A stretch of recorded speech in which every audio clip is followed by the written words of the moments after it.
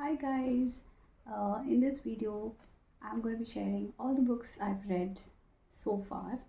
This is July. July has just started, so all the books I've read from January to June.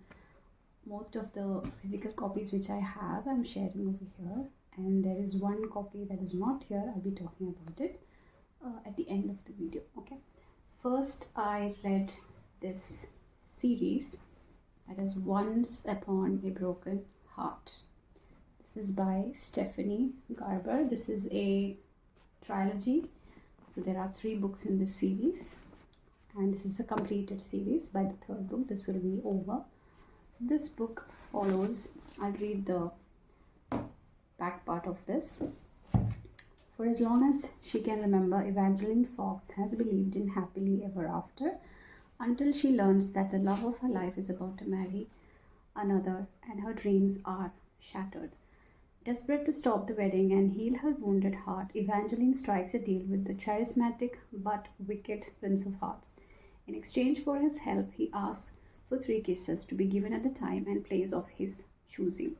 But after Evangeline first promised kiss, she learns that bargaining with an immortal is a dangerous game, and that she, Prince of Hearts, wants far more from her than she pledged. He has plans for Evangeline, plans that will either end in the greatest happily ever after or the most exquisite tragedy. So this is a fantasy romance book. There is a lot of magic, there is a lot of curses.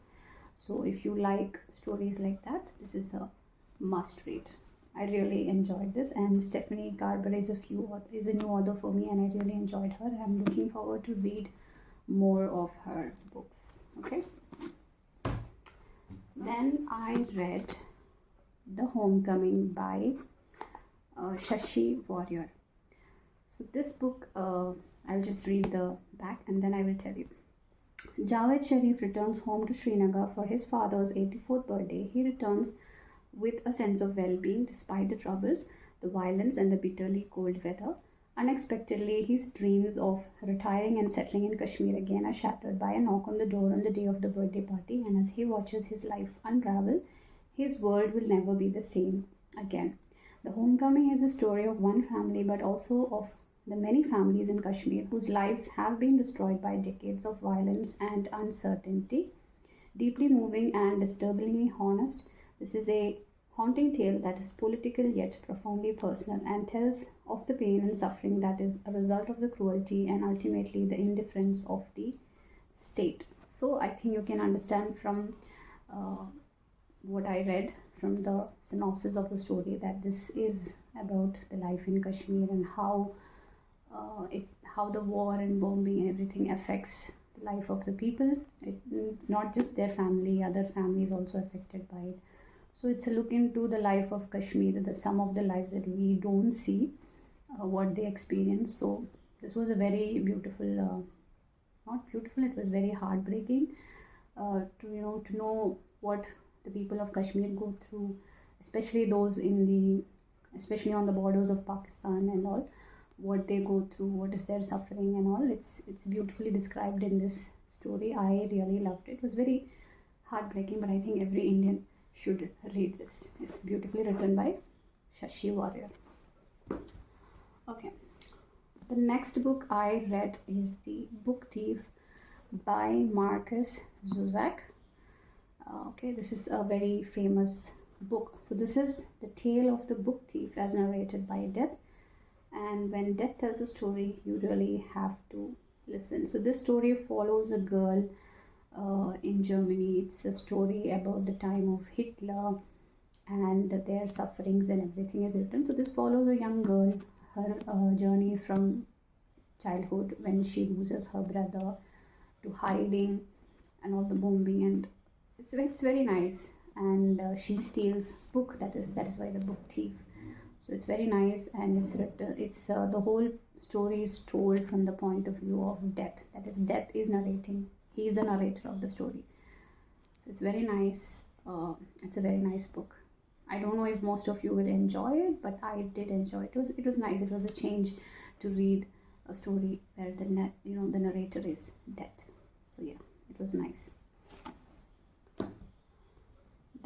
uh, another book I read. This is kind of old, by The Woman Who Went to Bed for a Year by Sue Townsend. So this book was given to me by my cousin. She told me to read it, and I'll just read the blurb. The day her twins leave home, Eva climbs into bed and stays there. For 17 years, she's wanted to yell at the world, "Stop, I want to get off." Finally, this is her chance. Her husband, Brian, an astronomer having an unsatisfactory affair, is upset. Who will cook his dinner? Eva, he complains, is attention seeking, but word of Eva's defiance spreads. Legions of fans believing she's protesting gather in the street, while her new friend Alexander, the white van man, brings tea, toast, and unexpected sympathy. And from this odd but comforting place, Eva begins to see both herself and the world very, very differently. So what happens in the story is very clearly given, that a homemaker, she decides to stay in bed. She will not move from the bed. So what happens? It's kind of a funny read, but there is something to learn. There's a deeper meaning in this as well.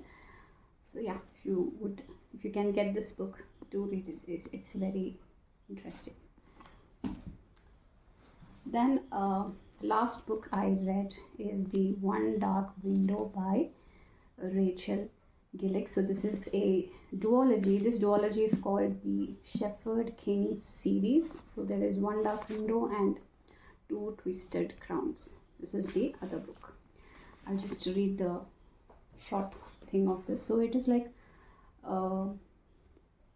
okay, there is no synopsis given here. So this basically is, there is a girl, and in this world, people get infected, and if they get infected, they get magic also. So Elspeth, the character in this, she gets infected, and the magic in her is that she can absorb whatever magic there is. Whomever she touches a card and she absorbs the magic. So she absorbs a monster, and that monster is in her head, and nobody knows that. She has that monster in her head from the age of 11, and now she is 20, and it's her journey, what happens, and how the monster controls her. Will it help her? Will it destroy her? And the magic also eventually will degenerate the person who has the magic. So she eventually will find out if this magic will destroy her, what will happen and all. So I enjoyed the second book more. It's more interesting in the second book. The first one is also nice. I will give it a 4-star. The second one is more interesting. So do give it a rate. The whole series I will give a 5-star. You must read this if you like gothic fantasy stories. There is a lot of magic. Like, magic is everywhere. It's a beautiful story, and it's very easy to read. Again, this author is also new to me, Rachel Gillick. Yeah, so these are the books I read, and then so these are all the books I read. Now